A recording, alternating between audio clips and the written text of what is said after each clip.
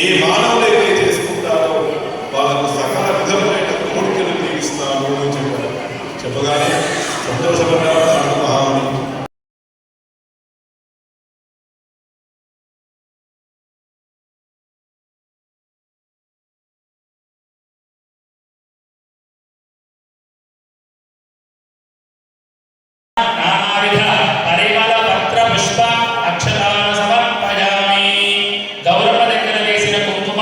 స్త్రీలు మంగళసూత్రానికి బొట్టు పెట్టుకోండి.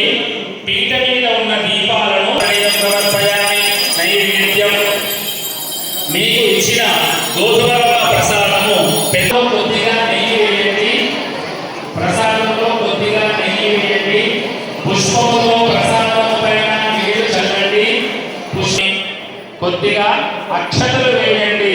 తాంబూలార్థమక్షతాన్ సమర్పయామి. నెయ్యి దీపముతో హారతి ఇవ్వండి. స్వామివారికి హారతి ఇవ్వండి. పుష్పంతో స్వామి గోవింద.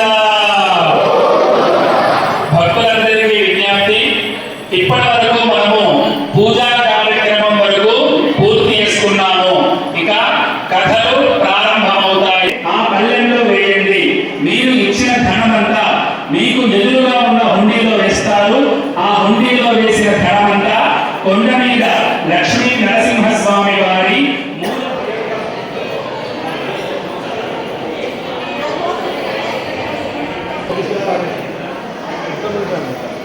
ఆ